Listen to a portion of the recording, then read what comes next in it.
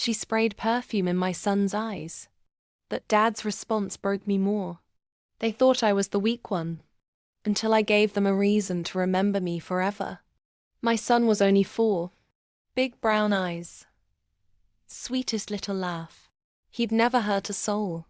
So when my sister sprayed perfume directly into his eyes, laughing while he screamed, I rushed him to the EA with shaking hands and a racing heart. Luckily, no permanent damage.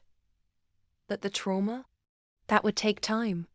I thought my dad, the man who raised me, would be furious, protective. But when I told him what happened, he just leaned back in his leather recliner and said, "Well, at least he smells better now. You know, instead of the way he usually stinks like garbage." My heart didn't just break. It shattered. This wasn't new. I was always the forgotten daughter. The inconvenient one. My sister was the golden child. The one with the sparkling smile, fake kindness, and a cruelty she wore like perfume. But that day, something inside me snapped. And they had no idea what was coming next. I went quiet. I didn't argue. Instead, I started watching. Over the next few weeks, I smiled when I saw my sister sneak out of our parents' house, every Tuesday afternoon with a man that wasn't her fiancé. I took photos, videos, locations.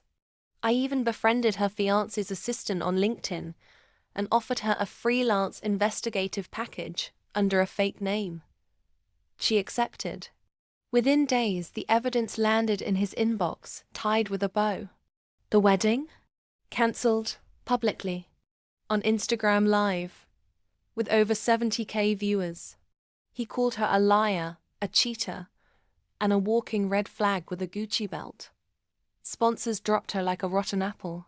She lost brand deals, followers, and suddenly her fame became infamy. But I wasn't done. Next up, Dad. I filed a quiet report to the IRS anonymously. Turns out Daddy Dearest had been underreporting his business income for years. I just gave the right nudge with a fake whistleblower tip and boom, audit triggered. Oh, and that classic convertible he loved so much. Gone. Seized.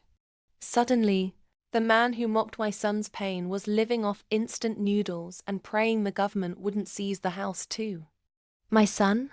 He's now flourishing.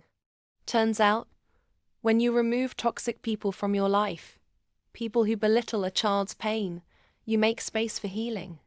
We moved states. He's in a beautiful school now.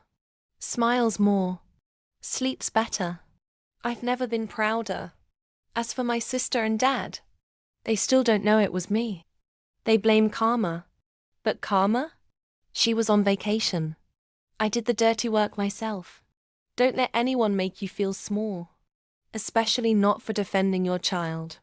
If you're done being quiet, if you've got a fire burning in you too, then hit subscribe for more stories of revenge, power, and survival. Because sometimes, justice doesn't knock. Sometimes she burns the whole house down.